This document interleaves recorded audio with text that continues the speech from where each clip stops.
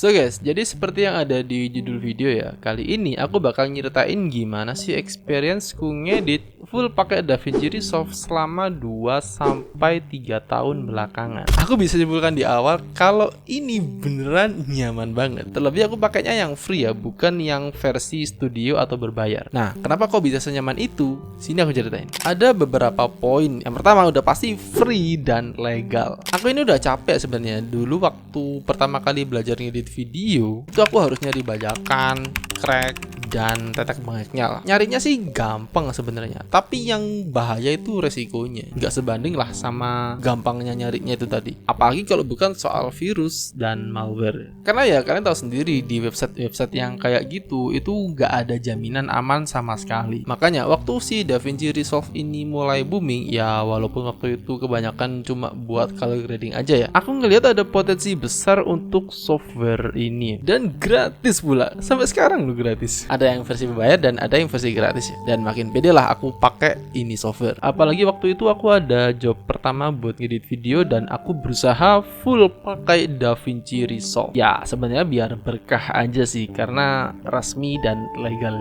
bukan dalam tanda kutip curian. Dan dari situ aku merasa cukup nyaman juga, terbantulah. Nah, dari sini kita masuk ke alasan kedua, soal kenyamanan dan simplicity. Apa sih? Nah, itulah pokok simple gitu. Nah, karena kalau kalian lihat ya di Adobe Family, terutama yang untuk editing video environment, itu dia ada apa aja? Adobe Premiere, terus After Effects, terus ada Media Encoder. Terus kalau belum lagi buat audio itu ada yang namanya Adobe Audition. Nah, semua itu jadi satu di DaVinci Resolve. Kalian bisa lihat sendirilah di page-nya.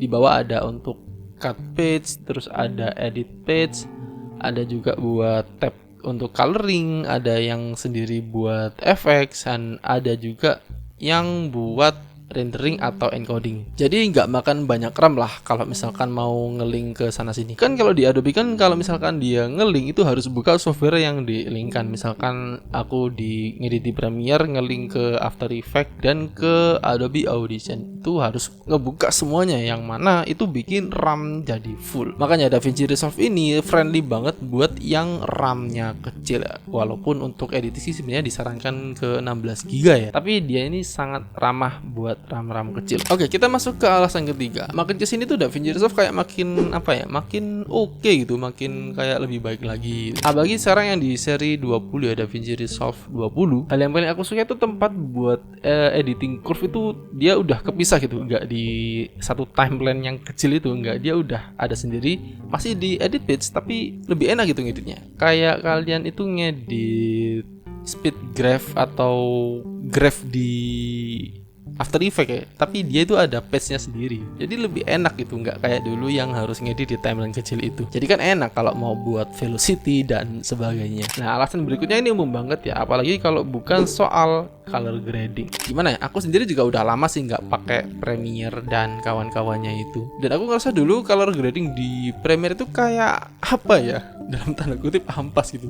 Kayak aku nggak bisa ngerasain realnya itu kayak gimana gitu. Kayak apa ya? Kayak kurang greget lah istilahnya. Nah, waktu aku nyoba di DaVinci Resolve ini aku kok ketagihan gitu. Dia editingnya bisa sekompleks itu loh. Padahal aku pakai video yang bukan low profile dan yang profesional gitu. Aku pakai video yang warnanya udah fine, tinggal dibenerin dikit. Itu enak banget di DaVinci Resolve buat color gradingnya. Kalau digambarin kayak ngedit foto raw di Lightroom lah.